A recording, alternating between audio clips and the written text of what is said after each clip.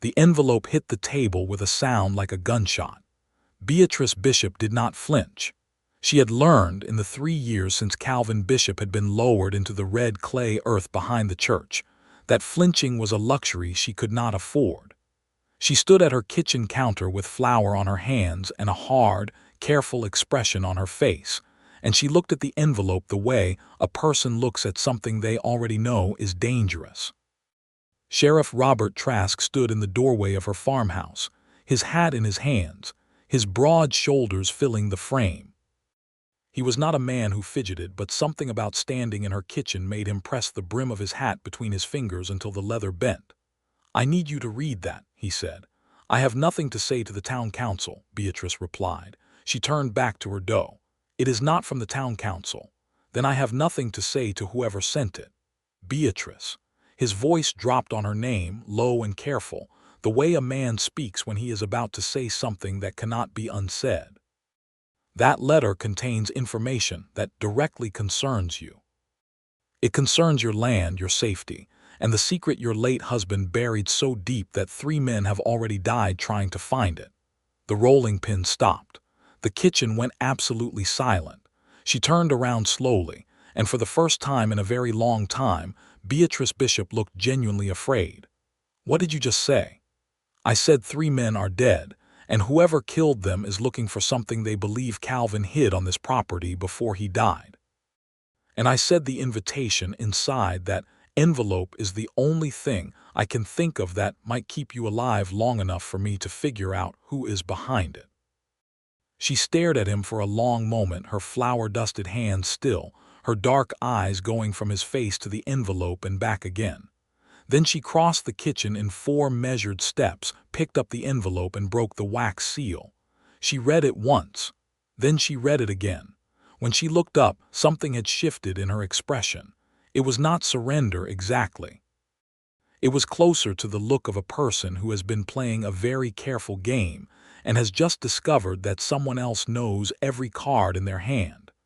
"You want me to come to the sheriff's office dinner," she said. "I want you to come as my guest," Robert said, and something in the word guest carried a weight that neither of them addressed directly, publicly, visibly, so that whoever is watching this property sees that you are under my protection and understands what that means. "And what does that mean, Sheriff Trask?" He held her gaze. "It means they will have to come through me." Beatrice set the letter down on the table. She had refused every invitation Hester Colton had sent, every Sunday dinner and quilting circle and town meeting. She had refused the postmaster when he had invited her to speak at the 4th of July gathering, and she had refused Dr. Hale when he had suggested she might enjoy the company of the other women in town.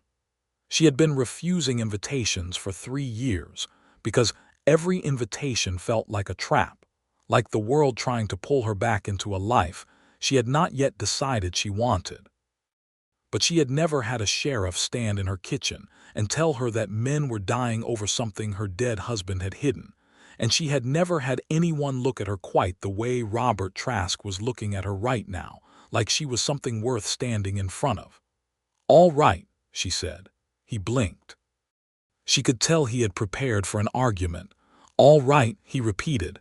"You heard me, Sheriff, all right."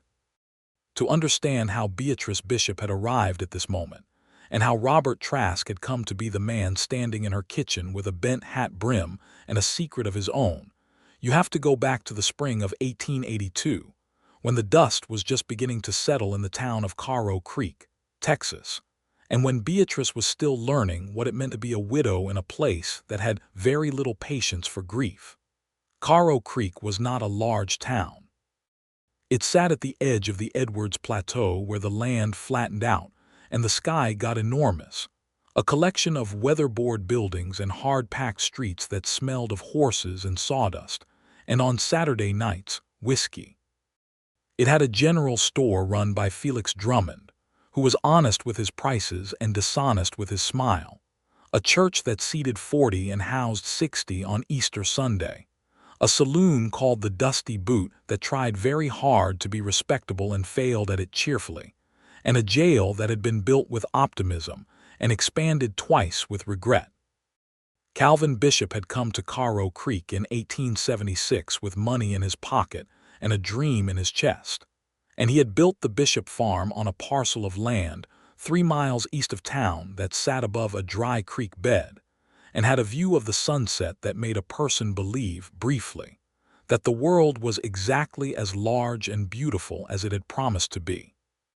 He had married Beatrice Alderman 6 months after arriving, which was fast by any standard but felt, to anyone who saw them together, like a thing that had been inevitable.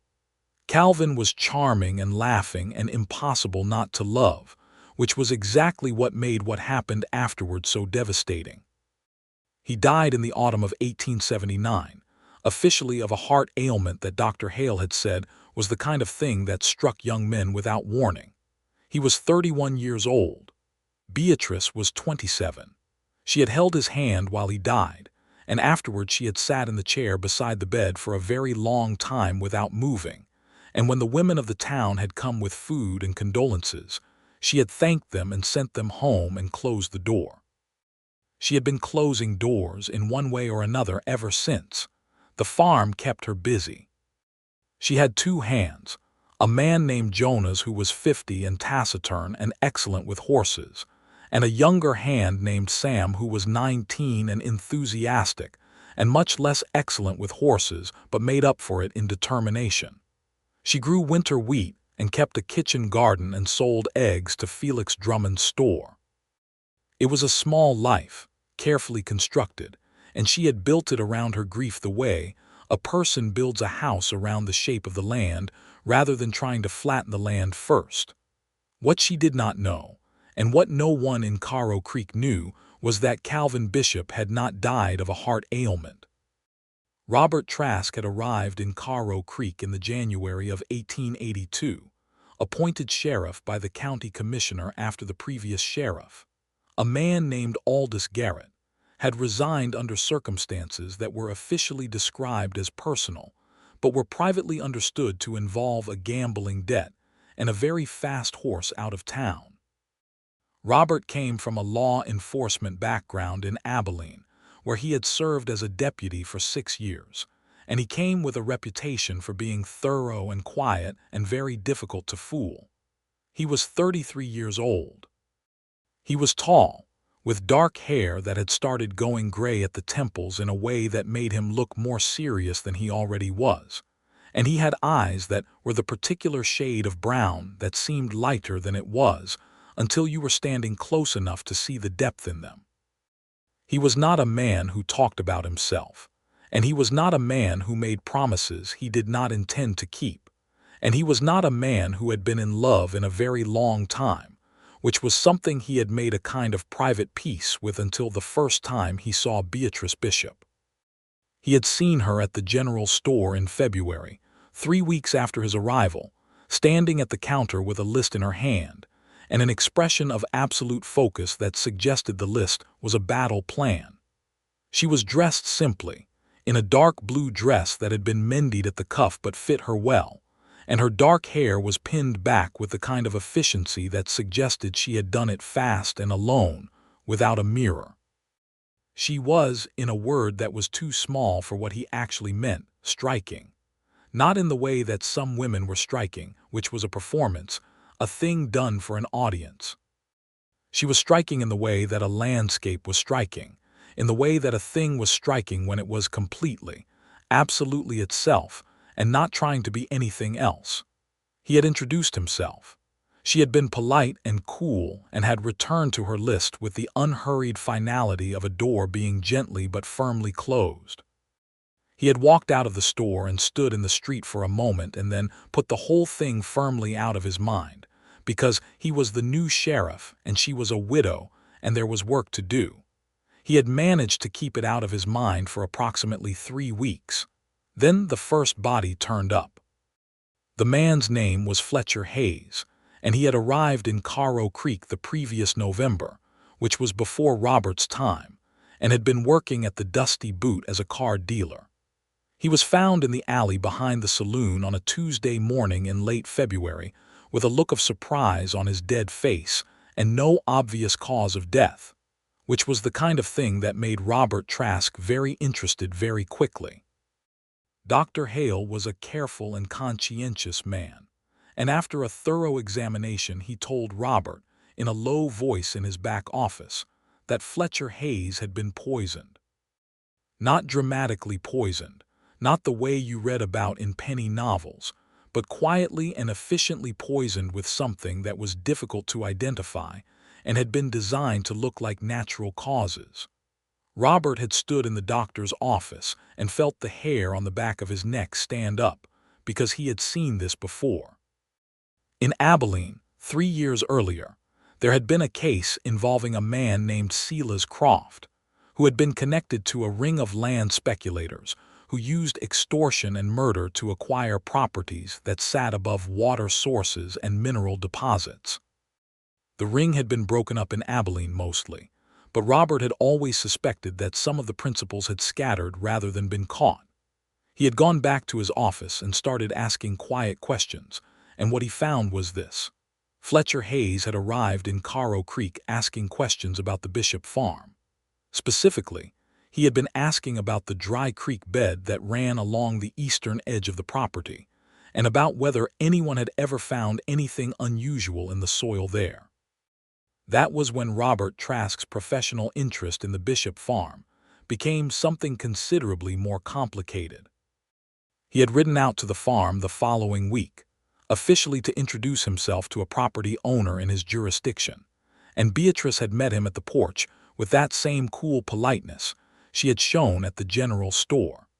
He had told her he was conducting a general survey of the properties east of town, which was not entirely a lie, and she had answered his questions with the precise, economical responses of a woman who had learned that volunteering information was rarely rewarded. He had noted that she was not afraid of him, exactly, but that she was watchful in a way that went beyond ordinary caution. She was watching the way a person watches when they have been surprised before and have decided it will not happen again. He had ridden back to town with more questions than he had started with, and the unsettling feeling that he had just had a conversation on 2 levels simultaneously and had not managed either of them particularly well. The second body appeared in March. This one was a drifter who had been camping along the creek bed south of the Bishop property, a man no one knew by name and who carried no identification. He was found by Jonas, Beatrice's farm hand, on a Thursday morning, and Jonas had come to town to report it with the careful, unhurried manner of a man who has seen enough of the world to not be panicked by it, but is also not pretending this is ordinary. Robert had ridden out immediately, and he had conducted his examination of the scene, and he had noted 2 things. First, that the man had been killed in the same quiet, almost clinical way as Fletcher Hayes. Second, that Beatrice Bishop had stood 20 feet away watching him work with an expression that had shifted, just barely, from cool watchfulness to something that looked, if you paid attention, like fear she was working very hard to contain. He had asked her if she wanted to tell him anything. She had said, no. He had looked at her for a long moment and then said, all right, but when you change your mind, I want you to come to me first. She had not said anything to that, but something in the line of her jaw had changed, just slightly. He had ridden back to town and written a long letter to his former superior in Abilene, asking very specific questions about the Silas Croft case and whether any of the men involved had connections to this part of Texas. The answer came back 2 weeks later, and it contained a name that made Robert sit very still in his office for a long time. The name was Harlan Voss. Harlan Voss had been one of the secondary figures in the Abilene Ring, a man who acquired and analyzed information about land and water rights, who was clever and careful, and had never been directly tied to any of the violence. He had been, to use the phrase his former superior used, the man who told the others where to point. He had disappeared from Abilene in 1879 and had not been found, and there was still a federal warrant out for him on charges of conspiracy to commit fraud. 1879 was the year Calvin Bishop had died. Robert sat with that fact for a long time, and then he started pulling on threads, very carefully, the way you pull on a thread when you are not sure what it is attached to. What he found, slowly and over several weeks, was a story that broke his heart a little for Beatrice Bishop even before he fully understood what it meant. Calvin Bishop had worked, before his marriage, as a surveyor for a land company in San Antonio. He had been good at it, good enough that he had occasionally been approached to do private work, and one of those private commissions, in 1875, had been for a man named Harlan Voss. The survey had been of a region that included what would later become the Bishop Farm. What Calvin had found, and what Voss had paid him to document, and then paid him to keep quiet about, was a significant underground water source beneath the dry creek bed on the eastern edge of the property. In 1875, this was valuable but not extraordinary. By 1882, with the cattle industry expanding and the region experiencing its second consecutive dry summer, an underground water source of that size was worth an extraordinary amount of money. It was the kind of thing men killed for. Robert believed that Calvin Bishop had bought the land deliberately, knowing what was beneath it, as a way of securing his family's future. He believed that Harlan Voss had eventually realized this and had decided that Calvin knowing too much and owning the relevant property was an unacceptable combination. He believed that Calvin Bishop's death had not been natural. What he did not yet know was whether Beatrice knew any of this. And that was a question he found himself caring about on a level that went well beyond professional, which was something he had to be honest with himself about before he went any further. He was falling in love with her. He had been watching her from a careful distance for 3 months, and every piece of information he learned about her made it worse. The way she managed her farm with quiet competence. The way her farm hands clearly respected her rather than merely tolerating her direction. The way she had spoken to him on those 2 occasions, with a directness that expected him to be smart enough to keep up. The way she had looked, for just that one moment at the creek bed scene, like a person carrying something enormous entirely alone. He had no business falling in love with her. She was a widow who had made it very clear that she wanted the world to keep its distance. He was the sheriff, and she was potentially a person of interest in an investigation into multiple murders, which was exactly the kind of complication that ended careers. He was also the kind of man who understood that feelings and timing were not always willing to cooperate with each other. He sent the invitation by messenger on a Wednesday in late April. It was for the annual sheriff's office dinner, a tradition that the previous sheriff had established and that Robert had decided to continue, because it was a good opportunity to gather the town's prominent citizens together in a setting where people's guards were slightly lower than usual. He had sent invitations to 20 people, but the one he thought about was Beatrice's. The messenger came back 3 hours later with the invitation still in his hand. "She said no thank you," the young man reported. Robert sat with that for a moment. "Did she say anything else?" "She said to tell you she appreciated the thought." He set the returned invitation on his desk and looked at it, and then he thought about Fletcher Hayes and the unnamed drifter, both dead in the same quiet way, and he thought about Harlan Voss, who was clever and careful, and had spent 3 years waiting to make his move, and he thought about the third name on his list, a man named Cord Dempsey who had arrived in Caro Creek 2 weeks ago and had been asking, very casually, about properties east of town. He had gone to the general store and bought a writing pen and good paper and sat in his office for an hour and written Beatrice Bishop a letter.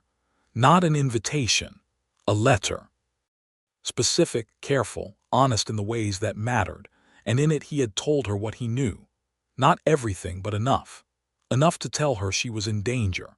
Enough to tell her that the danger had a name and a history that went back to her husband. Enough to make her understand why she could not simply close the door on this one. He had delivered it himself. And that was how he had come to be standing in her kitchen with a bent hat brim when she broke the wax seal and read what he had written. The dinner was on Saturday, which gave them 2 days. Beatrice spent the first of those 2 days doing what she always did, which was work. She fed the chickens and checked on the winter wheat and went over the accounts with the focused attention of a woman who had learned that money did not manage itself and that no one was coming to manage it for her. But underneath all of it, running like a current beneath still water, was the letter. Calvin, the water source, a man named Harlan Voss. She had known always that something about Calvin's death was not right. Not in a way she could have articulated, not in a way that would have held up against Dr. Hale's official opinion, but in the way that a person who loved someone knows when a story has a piece missing. Calvin had been young and healthy and laughing on a Tuesday and dead on a Friday, and the speed of it had never sat right with her, had always felt like something that happened too fast to be entirely natural. She had buried the suspicion because she had nothing to put it against, and because grief had enough work to do without being complicated by conspiracy. She had told herself the world was not so dark that men killed young husbands, and she had built her careful small life and kept her doors closed and gotten through 3 years. Now a sheriff with honest eyes had put a letter in her hand that told her the world was, in fact, exactly that dark.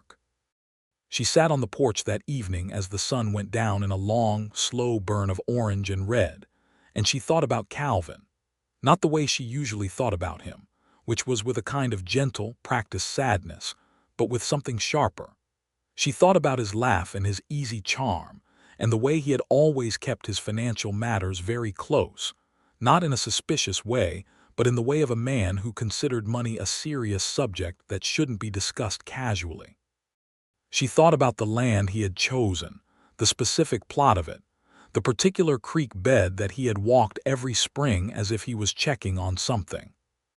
She thought about the night he died, the night she had held his hand, and the thing he had tried to tell her at the end, the words that had come out too weak and too unclear for her to understand, the thing she had always assumed was goodbye but which now, in the light of what the sheriff had written, she was not so sure about. She went inside and went to the chest at the foot of the bed, the one that had been Calvin's, and she opened it for the first time in 2 years. She went through it slowly, carefully, the way you go through a thing when you are not sure what you are looking for. She found his surveying tools, still wrapped in cloth. She found his papers, organized in his careful hand. She found letters from his mother in Alabama, tied with string. And then at the very bottom, beneath a false panel she had not known was there, she found a tin box. Inside the tin box was a document. It was a survey map, hand-drawn by Calvin himself, detailed and precise, and it showed the Bishop Farm property with the creek bed marked, and beneath the creek bed, indicated by careful notation in Calvin's hand, was the water source. The survey was dated 1875, before she had met him, and at the bottom in small letters was written, "For Beatrice, in case I cannot tell you myself." She sat on the floor with the map in her hands for a long time, and she wept in a way she had not wept since the first week after his death, not for herself or her situation but for Calvin, who had carried this secret and apparently always intended to tell her, who had known enough to hide the proof, who had died before he could finish the sentence. When she was done weeping, she washed her face and made tea and sat at the kitchen table and looked at the map with clear eyes. Calvin had known what was beneath their land. He had known it was valuable enough to kill for. He had hidden the proof and written her name on it. And the man who had originally commissioned the survey, the man the sheriff believed was responsible for Calvin's death, was now apparently in the area and looking for this very document. She thought about Robert Trask's letter, the directness of it, the way he had written without condescension or softening, the way he had laid out the facts and let her draw her own conclusions, and then asked at the end, in language that was careful but clear, for the chance to help her. She thought about the way he had said her name in the kitchen, low and careful, like it was something he did not want to break.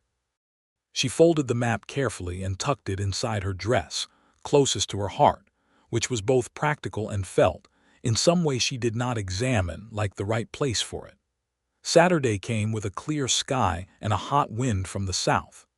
Beatrice wore her best dress, which was a deep green wool with a cream collar that had been made in San Antonio and had traveled with her to Caro Creek as the nicest thing she owned. She pinned her hair with more care than usual, using the tortoiseshell combs that had been her mother's, and she looked at herself in the small mirror above the washstand and acknowledged, privately, that she looked well.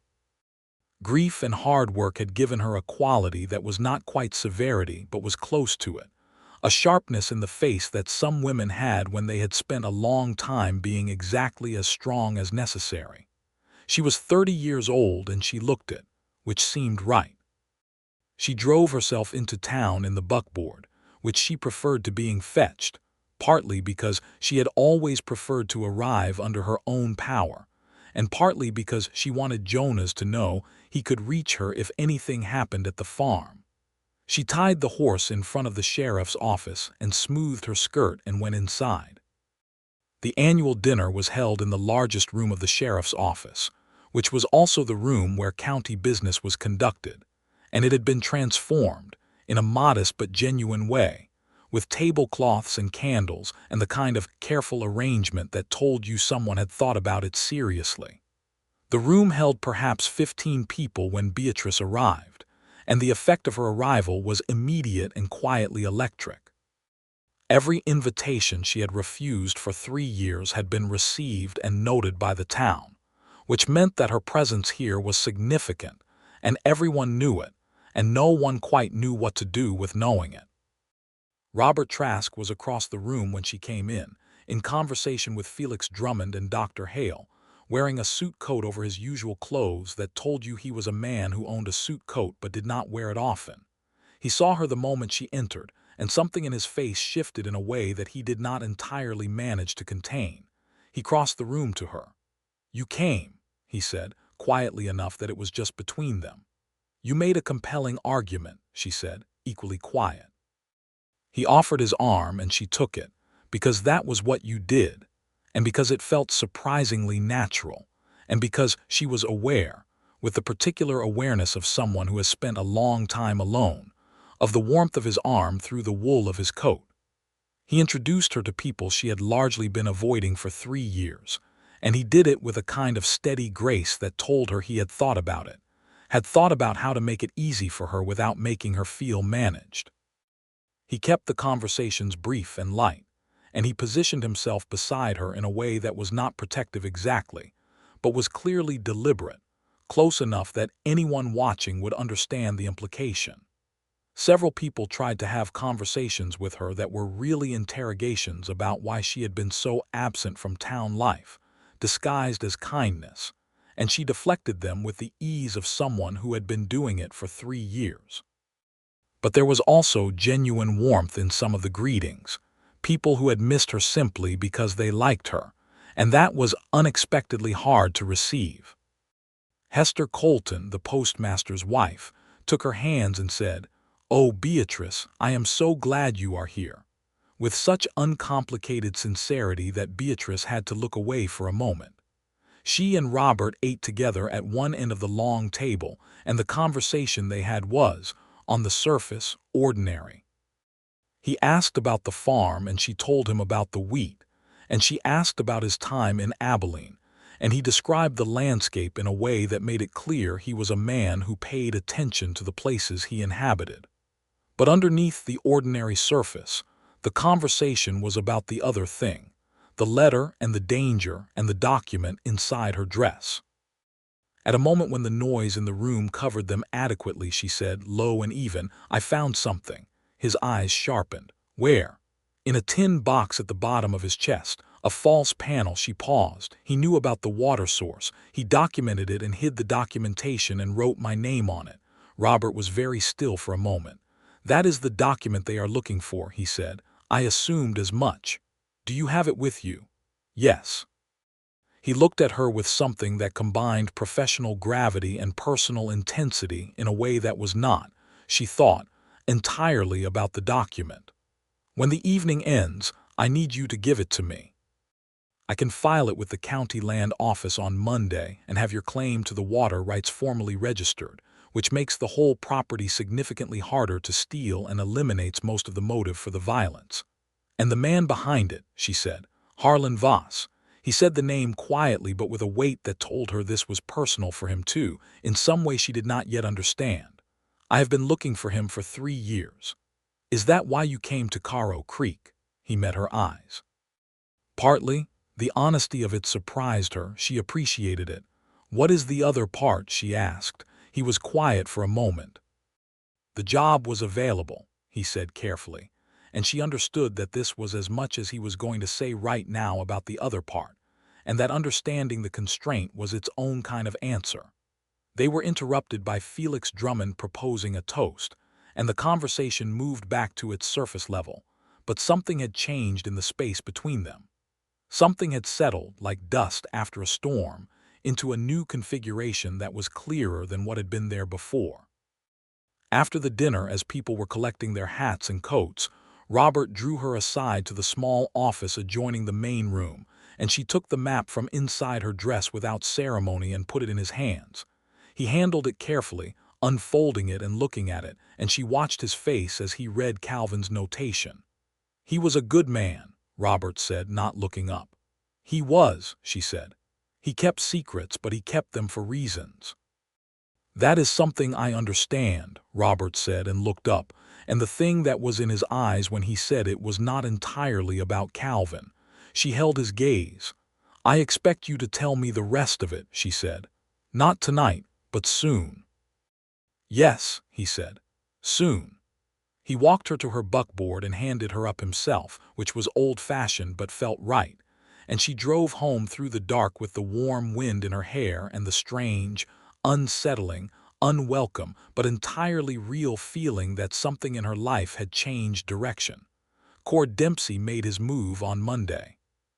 He arrived at the Bishop farm mid-morning, riding in casual and easy like a man paying a social call, and he found Beatrice in the kitchen garden, which she had not expected, and which told her immediately that he was not a man who gave you the option of being anywhere other than where he found you.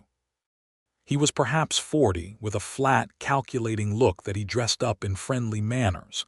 He introduced himself and said he was interested in buying property in the area and had heard the Bishop farm might be available.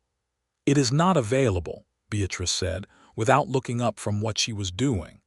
I can make you a very generous offer, he said. It is not available, she said again. He shifted in his saddle, and something in the movement dropped the friendly manners like a coat that had gotten too warm. Mrs. Bishop, he said, in a tone that was still pleasant but now had an edge underneath it like a blade wrapped in cloth, I think you will find that it is in your interest to consider selling. The land market is uncertain, and a woman alone has particular vulnerabilities when it comes to protecting property. She put down her trowel and stood up and looked at him directly. Is that a threat, Mr. Dempsey? It is a business observation, he said. Then I will make a business observation of my own, she said. The water rights on this property were filed with the county land office this morning by the sheriff of Caro Creek on my behalf. The documentation is original, complete, and dated 1875.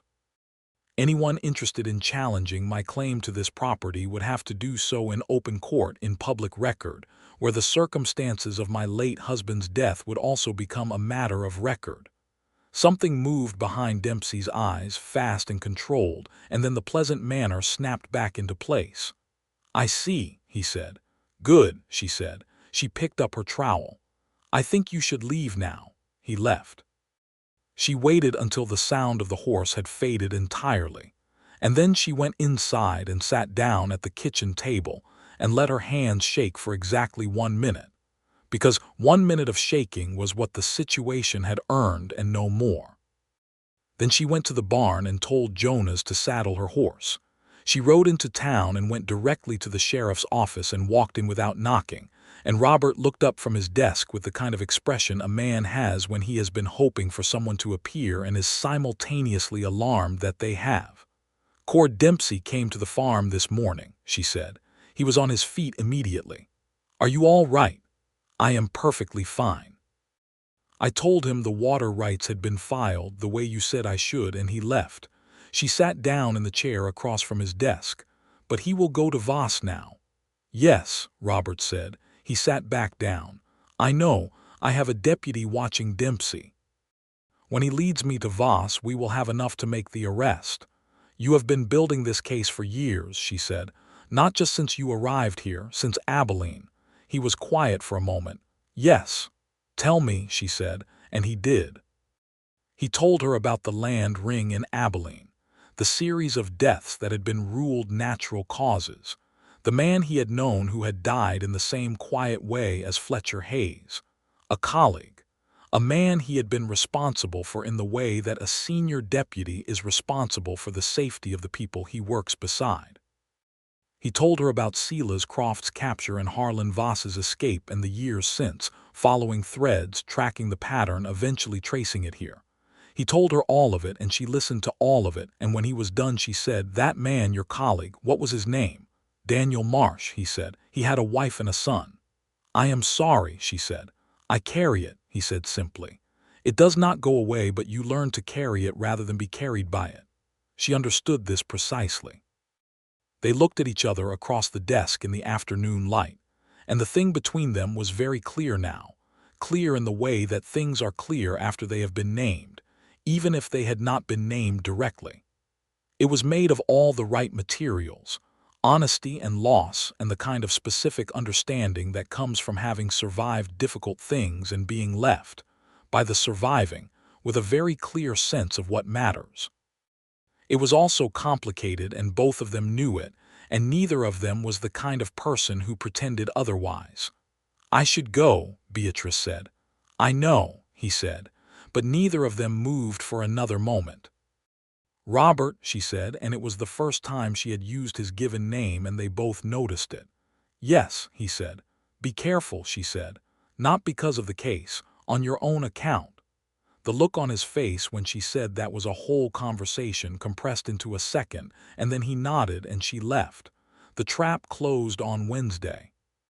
Robert had learned, through his deputy, that Cord Dempsey had met with a man on the South Road the previous evening, and the description matched Harlan Voss with a precision that left no reasonable doubt. The deputy had heard enough of the conversation to confirm that Voss was furious about the water rights filing and was planning to move quickly, before the legal documentation became fully settled. The plan, as the deputy had understood it, was to use Beatrice's isolation on the farm to pressure her into signing over the deed, and if pressure did not work, to use more direct methods. Robert had ridden out to the Bishop farm early Wednesday morning, before the sun was fully up, and Beatrice had met him on the porch with a lamp in her hand and the particular alertness of someone who had not been sleeping particularly deeply. "They are coming today," he said. She looked at him steadily. "Then come inside," she said, "and tell me what you need me to do." He had a deputy posted at the road, hidden in the scrub oak, with instructions to let Dempsey through and follow him. He had another deputy he had borrowed from the county seat, currently watching the south approach to the property. His intention was to be present himself, with Beatrice, and to arrest Voss and Dempsey when they arrived, using Beatrice's presence as the element that would draw them in rather than making them cautious. Beatrice listened to all of this and said, "You are using me as bait." "With your informed consent and my full presence," he said immediately. "The moment they ride onto the property, they are in my jurisdiction and I can act. But they need to believe you are here alone and vulnerable, or they will not come." She considered this. "And if something goes wrong, I will not let anything happen to you," he said. It was a direct, unequivocal statement, and it was exactly the kind of statement that a careful, experienced law officer should never make because they could not guarantee it, and he made it anyway, and they both knew what that meant. "All right," she said for the second time. Cord Dempsey arrived at mid-morning with two other men she did not recognize, hard-looking men who were there for their size and their willingness, not their subtlety. Harlan Voss arrived 10 minutes later, which told Robert that Voss was careful enough to let others go first into uncertain situations, which was consistent with everything he knew about the man. Voss was not what Beatrice had expected. She had imagined something dramatic, a villain from a penny novel, and instead she got a man who looked like an accountant, middle-aged and unremarkable, with pale, precise eyes and the kind of contained manner that was more frightening than bluster, because it told you the person behind it had decided that emotion was inefficient. He came to the porch and looked at her and said, without preamble, "I am going to need you to sign some documents, Mrs. Bishop." "I am afraid I cannot do that," Beatrice said. "I think you will find that you can," he said. "I think," said Robert Trask, stepping out from the side of the house with his badge catching the morning light and a rifle in his hands, "that this conversation is over." What happened next was fast and loud, and not as violent as it might have been, because Robert had positioned his people well, and because Voss, for all his coldness, was a man who operated through calculation rather than conviction and who could read, very quickly, when a situation had turned against him. There was a moment of absolute stillness, the kind of stillness that either precedes violence or resolves into surrender, and Voss chose surrender, which Robert had believed he would and was nonetheless relieved about. Dempsey's two hired men were less immediately rational but were handled by the deputy from the county seat, who was a very large man named Torres, and who had the quiet competence of someone who has resolved this kind of situation many times. Voss was in iron cuffs within 4 minutes of his appearance on the porch, and Robert put him on a horse and handed the reins to Torres and said, "I will be right behind you," and then turned to Beatrice.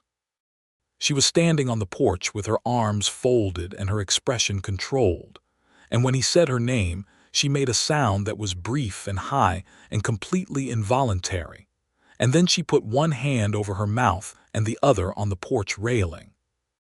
He crossed to her in 3 steps and put his hands on her arms, steadying her, and she let him, which was not something she did easily. "It is over," he said. "Yes," she said into her own hand. "Beatrice, it is over." She lowered her hand and looked at him, and there was color in her face and something enormous in her eyes, and she said, I know it is. Just give me a moment." He stayed exactly where he was with his hands on her arms, and he gave her the moment. Then she straightened and took a breath, and he saw the same thing happen that he had seen every time she had taken a difficult thing, and decided to carry it rather than be carried by it. "Thank you," she said. "You were the one who held your ground," he said. "We held it together," she said. There was a pause, and then he released her arms very slowly, with a reluctance that he did not try to entirely conceal, and she noticed, and did not comment on it except with a very small change in the line of her mouth.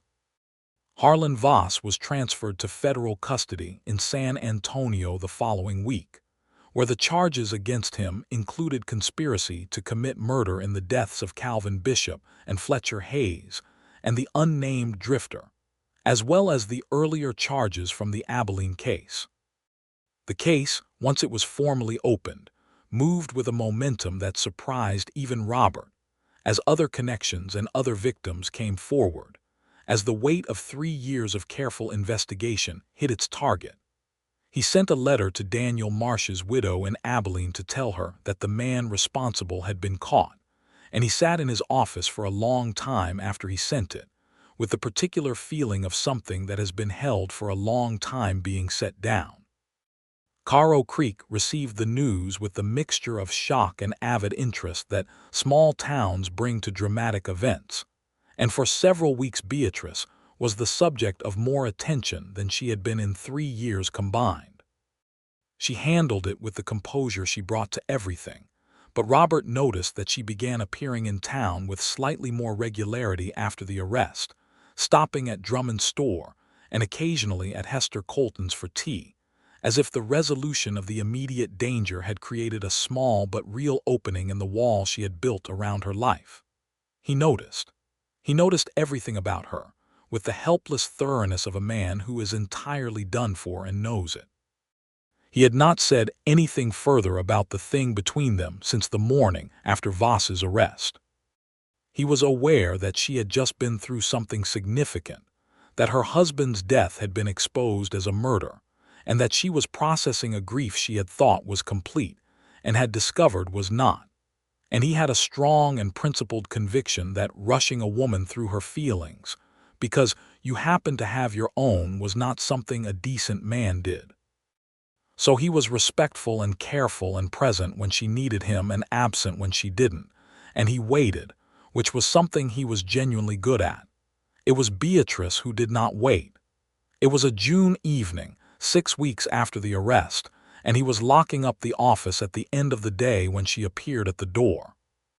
She was wearing the green dress again, and she had not pinned her hair up entirely, and she had the look of someone who has been preparing to say something for a while and has decided that tonight is the night.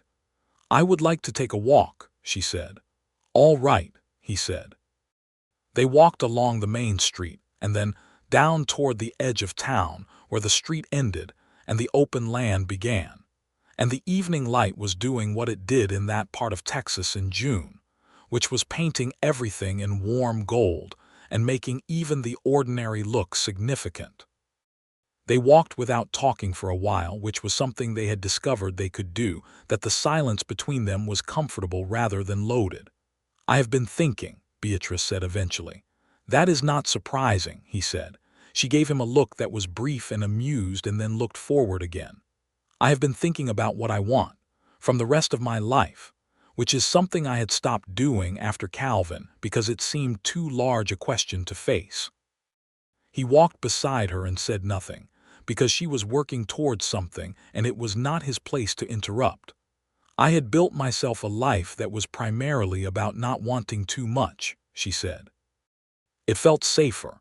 If you do not want much, you cannot lose much." "I understand that," he said. "I know you do," she said. "That is one of the things about you." A pause. "You understand things without requiring them to be explained, and you do not pretend to understand things you do not, and that combination is rarer than it should be."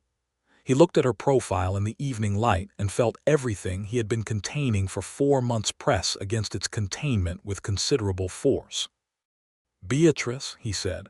"I am not finished," she said, but she was smiling now just slightly, the way she smiled when she was amused by something and did not want to fully admit it. "Then finish," he said. "What I want from the rest of my life," she said, "is to stop closing doors out of habit rather than reason. I want to have reasons for the things I do and not just reflexes. And I want to be honest with myself about what is in front of me, which includes the fact that you are in front of me, and that you have been in front of me, and that I have noticed, and that I believe you have noticed that I have noticed, and that we are both adults with clear eyes who have been very patient, and I find myself wondering how much longer we intend to be patient." He stopped walking. She stopped walking and turned to look at him, and in the evening light her dark eyes were warm and direct, and the most honest thing he had ever seen. "Not much longer," he said.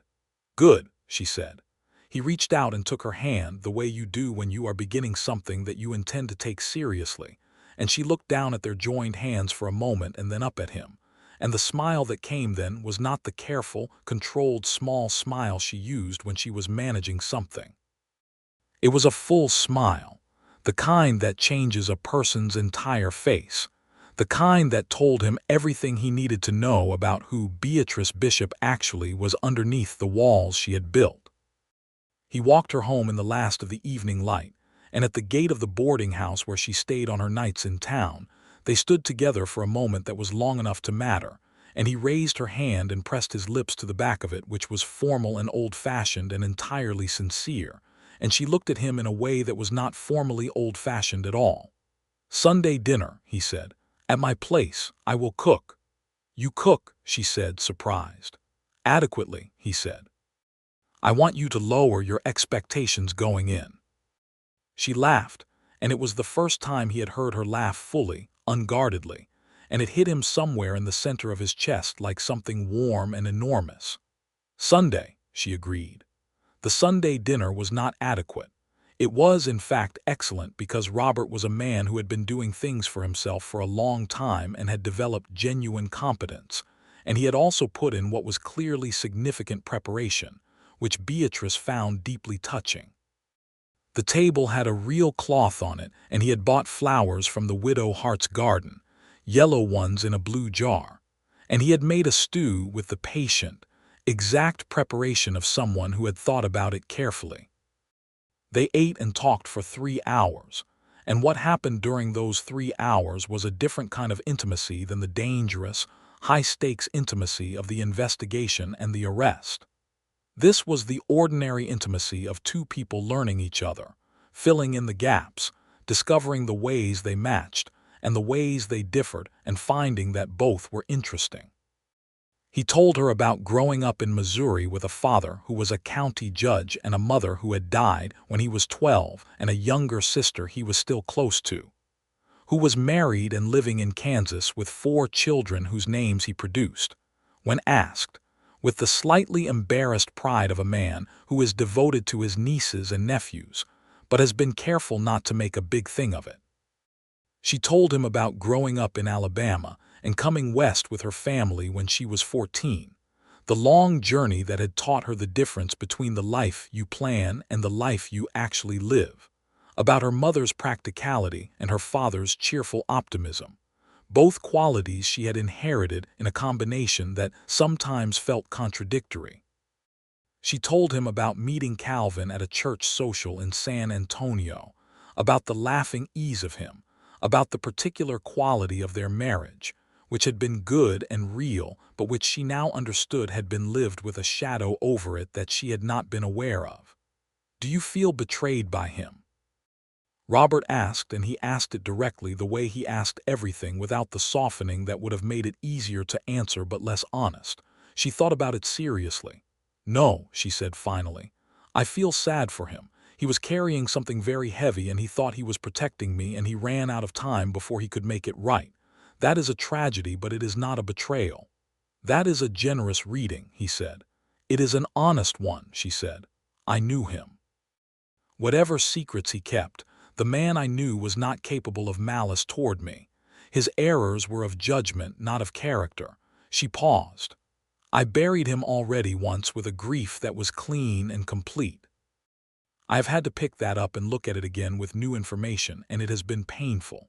But I think what I feel when I lay it all flat and look at it plainly is that I loved him and he loved me and we had something real, and the thing that destroyed us was not between us, it was outside of us, and that is something I can carry." Robert looked at her across the table with an expression that was full and serious and entirely undisguised, and said, "You are remarkable." "I am practical," she said. "That is not the opposite of remarkable," he said. "The courtship, if you could call it that, was unrushed and entirely deliberate, which suited both of them. It happened in the open, which in Caro Creek meant it happened with an audience, which neither of them ignored or much cared about. They were seen walking together on Sunday evenings, and having dinner on the odd weeknight, and working side by side when Robert rode out to help with a fence repair that Jonas had identified, and that needed more hands than the farm had. Beatrice watched him work alongside Jonas and Sam with a thoughtfulness that she was aware of and did not try to suppress. He worked without fuss, without the particular kind of self-consciousness that some men brought to physical labor when a woman was watching, the performance of it. He just worked. He was good with the horses in the unceremonious way of someone who respected them but had not made them a source of self-definition.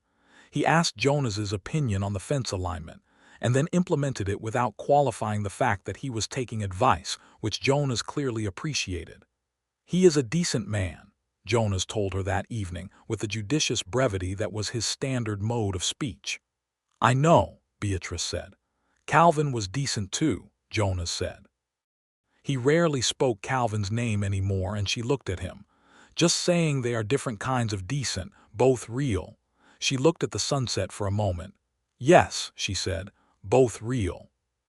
July was hot and dry and loud with cicadas, and in August the rains came and made the Edwards Plateau green in a way that lasted 2 weeks and made everyone in Caro Creek feel briefly that the world had kept its promise.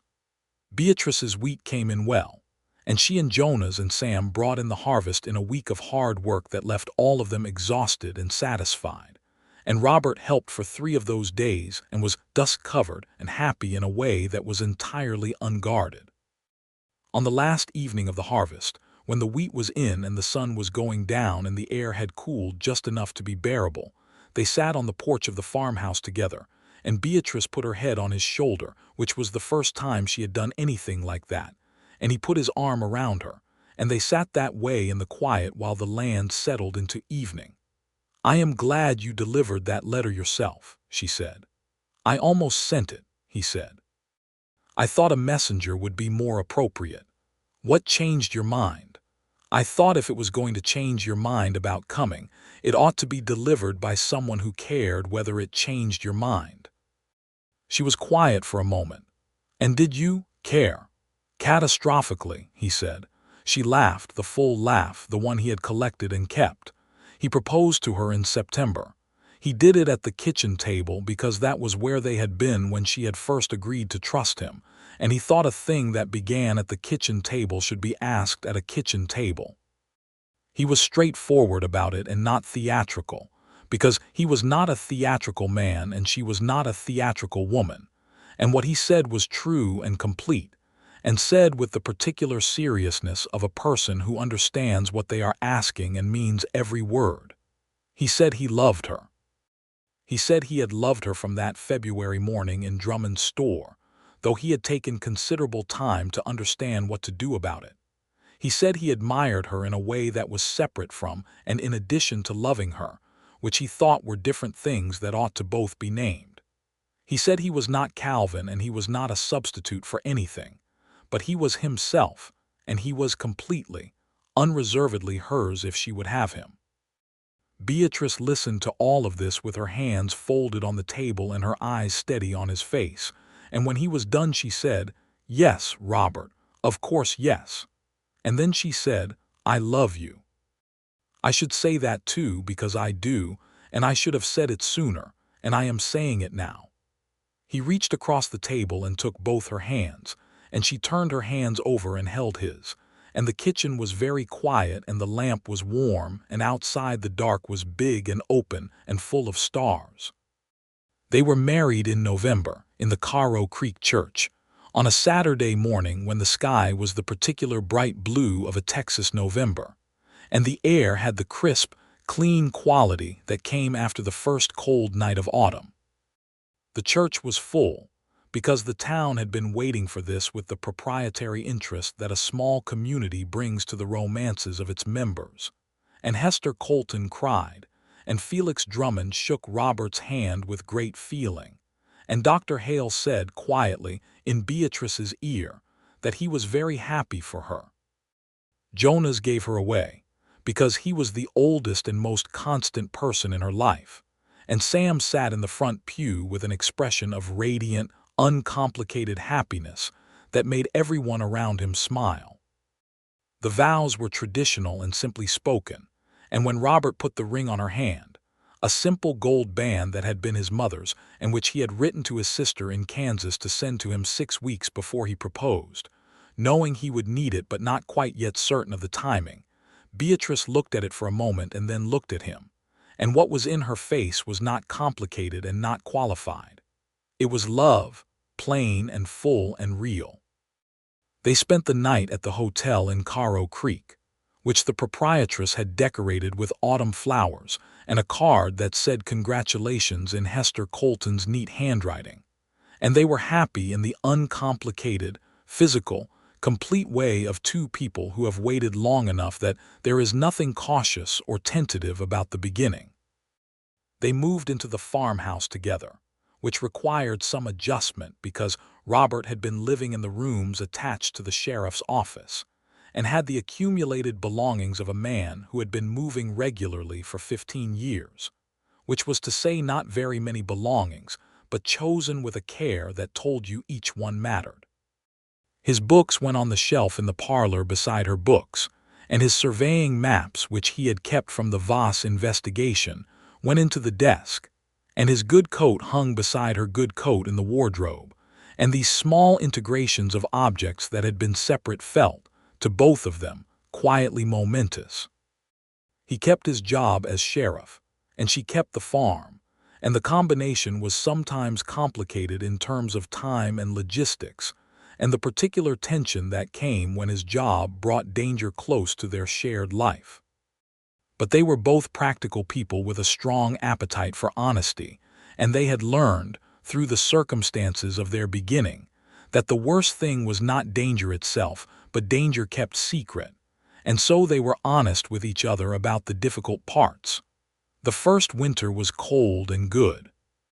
They learned each other's rhythms and habits with the patience and interest of people who have found something worth learning, and they found that they were compatible in the ways that matter most, not just in temperament and values, but in the small daily textures of life, the way they each preferred the morning, the way they both read in the evenings with a companionable quiet, the way they were each capable of being alone without needing to fill the silence with performance. There were difficult moments.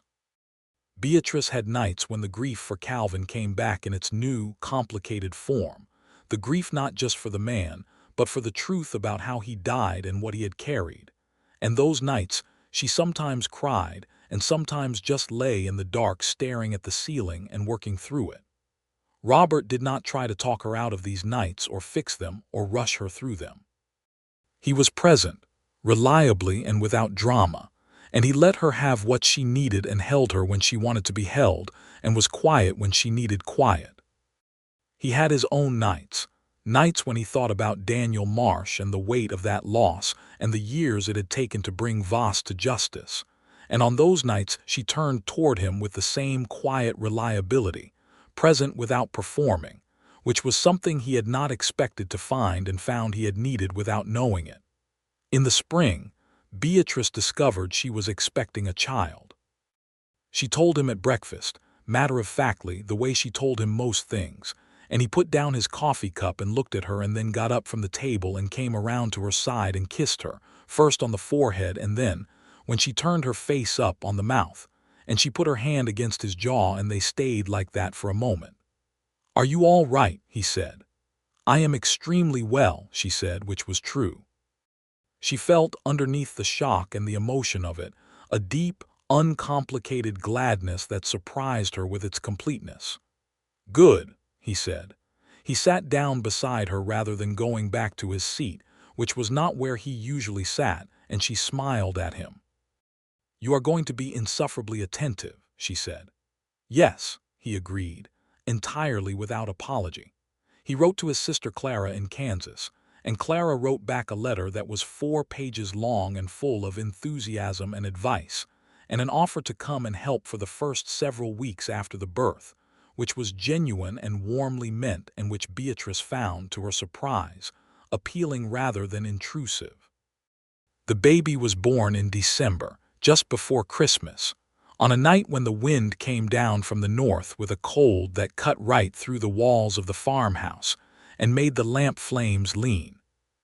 Dr. Hale attended, and Hester Colton was there because she had insisted on being there, and Beatrice had not found it in herself to refuse, and Robert was there because nothing could have moved him. It was long and hard, and there were hours in the middle of the night when Beatrice held Robert's hand with a grip that left marks and said nothing, but looked at him with a focused intensity that was both frightening and magnificent, and he stayed completely present, talking to her low and steady, and not pretending it was easy, just staying. The baby was a boy.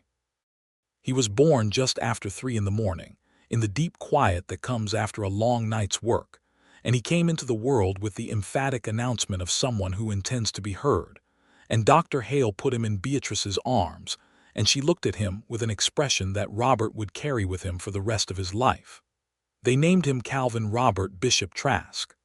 The Calvin for a man who had loved her and tried to protect her and made mistakes and was still worth honoring. The Robert for the man who had loved her well enough to wait. The Bishop Trask for the fact that she was both of those things and had decided, with the clear-eyed practicality that was her signature, that there was no reason to pretend otherwise. Clara Trask came from Kansas when the baby was 2 weeks old, and was exactly as warm and useful and good-humored as her letters had suggested.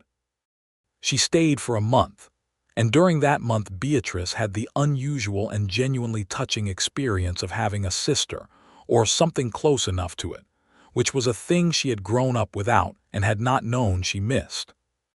Clara and Beatrice became friends with the kind of ease that suggested they would have found each other regardless of the circumstances, and when Clara left, she pressed Beatrice's hands and said, "I am so glad he found you," in a simple, direct way that Beatrice felt in her chest. The years that followed were full.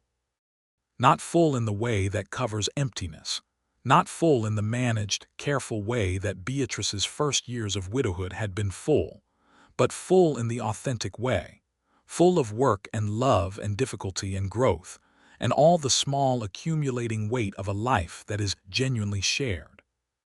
Robert served as sheriff for another 6 years before he decided, with the quiet decisiveness that characterized all his major choices, that the farm needed him more and that Caro Creek had good candidates for his replacement. He passed the badge to his deputy, a man named Ortega who had started as the borrowed deputy from the county seat and had quietly become indispensable, and he came home. The farm grew. He brought the skills of a surveyor's knowledge and a lawman's patience to the land, and together he and Beatrice made the Bishop Trask farm one of the most productive in the county. They drilled a well that finally unlocked the underground water source that Calvin had mapped, the same source that Harlan Voss had killed for, and with that water came the ability to grow more and grow better, and the farm that Calvin had founded on a hopeful secret became, under the hands of the people who loved it and each other, something that could sustain itself through dry years and hard years, and the ordinary, relentless difficulty of working land in Texas. They had a second child 3 years after Calvin Robert, a daughter this time, who came into the world with the same emphatic announcement as her brother, and who turned out to have her mother's dark eyes and her father's unflappable stillness, a combination that made her, from a very young age, simultaneously charming and alarming. They named her Alice, for no dramatic reason and every simple one, just because it fit. Calvin Robert grew into a boy who was curious and serious, and had his mother's directness and his father's patience, and who spent considerable time following Jonas around the barn until Jonas, who had become the farm's senior permanent fixture, and who had decided in his 70s that retirement was a concept invented by people with nothing better to do, assigned him real tasks with the seriousness of a man who believed that work was the best teacher. Sam, their younger hand, married a woman from a ranch south of town named Maria, and they came to the celebration dinner that Beatrice and Robert held with the happy ceremony that marked all the celebrations that happened on the Bishop Trask farm, which were frequent and generous, and always included more food than was strictly necessary, because Beatrice had concluded that generosity at the table was a principle worth maintaining. Hester Colton remained Beatrice's closest friend in town, and their friendship was one of the things that Beatrice was most grateful for in the fabric of her Caro Creek life. Hester was a woman of warmth and humor and a complete inability to maintain a grudge, qualities that balanced Beatrice's tendency toward precision and self-sufficiency in a way that both of them found useful. They had dinner at least once a week, the Coltons and the Trasks, and the dinners were lively and loud and full of the kind of argument that people have when they trust each other enough to disagree. Robert built a library in the farmhouse, a real one, a room with shelves on 3 walls that held the combined accumulation of his books and hers, and in the evenings, when the children were in bed and the work of the day was done, they sat in that room together and read, or talked, or simply inhabited the same quiet space, and the quality of that quiet, the settled, full, earned quality of 2 people who have found the thing they were looking for and know it, was the thing that Robert would have named if asked. As the central fact of his life, he was not often asked. He was not a man who discussed his happiness in public, not because he was ashamed of it but because he considered it his own. But Clara, when she visited, saw it immediately and told Beatrice so. He was not like this before, Clara said, on a visit when the children were small and the house was full of the particular beautiful chaos of small children and a large kitchen. He was good. He was always good, but he was closed in a way I could not reach, like something waiting. He was waiting, Beatrice said. He did not know for what. And now he knows. Now we both know, Beatrice said. The Voss case had its legal conclusion 2 years after the arrest, when the federal trial finally reached its verdict after many delays and many threads of evidence that had connected the land ring's activities across 3 states. Harlan Voss was convicted on multiple counts including conspiracy to commit murder, and the sentence was 25 years at the federal penitentiary in Huntsville. It was not hanging, which was the punishment some had expected, but Robert had been honest with himself that what he had wanted from the case was not vengeance but closure, and the conviction was closure. He read the verdict in the newspaper and then went out to the barn and stood with the horses for a while, which was something he did when he needed to think quietly, and when Beatrice found him there she stood beside him and put her hand in his and they stayed like that for a time. "It is done," she said. "Yes," he said. "How do you feel?" He thought about it honestly, the way they always thought about things honestly with each other. "Like I have put something down that I have been carrying for a very long time," he said, "and like I have been so busy carrying it that I had not fully noticed how heavy it was." She pressed his hand. "You can rest now," she said. "I can rest now," he agreed. Daniel Marsh's widow, a woman named Eleanor in Abilene, wrote to Robert when the verdict came through. It was a brief letter, measured and genuine, and it said that she had raised her son to know his father's name and his father's work, and that the conviction meant something to her that she could not entirely put into words, but that she wanted him to know she was grateful. Robert wrote back, an equally measured and genuine letter, and they maintained a correspondence for years afterward, a connection made of shared loss and shared resolution. Caro Creek itself changed over the years, as all towns change, growing in some ways and staying the same in others. The Dusty Boot became genuinely respectable under new management, by a man named Pierce, who was more interested in card games than whiskey, and had better luck with the respectability project. Felix Drummond's general store passed to his son after Felix retired, and the son expanded it in a way that was efficient if less charming. The church was rebuilt in 1888 larger, after a decade of congregations that had increased past the capacity of the original structure. The Bishop Trask farm became something that had a reputation in the county, not for drama or history, though it had both of those, but for the quality of its wheat and the water rights that other farms in the area quietly envied, and that Robert managed with a fairness that prevented the kind of conflict that could have grown up around a scarce resource.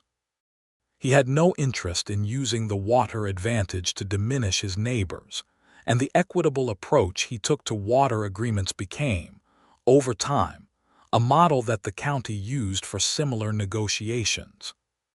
Calvin Robert, at 10 years old, asked his mother about the name Calvin, because he had been told the broad outline of the story and wanted the details.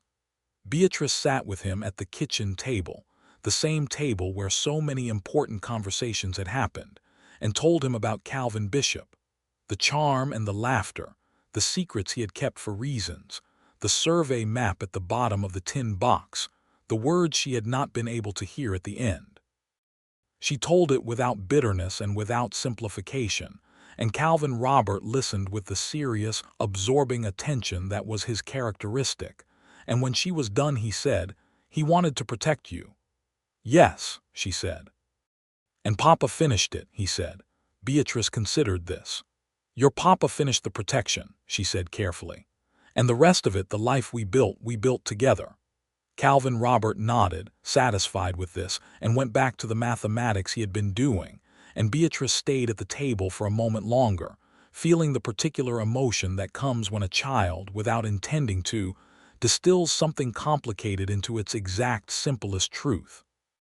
She found Robert in the library that evening, reading, and she sat down in the chair beside his, and he looked up and then looked at her more carefully. "What is it?" he said. "Nothing bad," she said. "Calvin Robert asked me about his name today. How did it go?" "Well," she said, He said you finished the protection. Robert looked at her for a moment and then reached over and took her hand. The boy is perceptive, he said. He gets it from both sides, she said. He brought her hand up and pressed his lips to it, and she turned in her chair toward him. And outside the window the November sky was doing what the Texas sky did in autumn, enormous and deeply blue with stars beginning in the east. And the house around them was warm and full of the sounds of Alice playing in the nursery and Jonah's and Sam's voices from the yard. And it was very ordinary and absolutely everything. Alice grew up with her mother's directness and her grandmother's practicality, qualities that made her excellent at most things and occasionally trying to be around. And she went to the school that had been established in Caro Creek in 1885, with the focused intensity of someone who intended to know everything and was not going to stop until she did.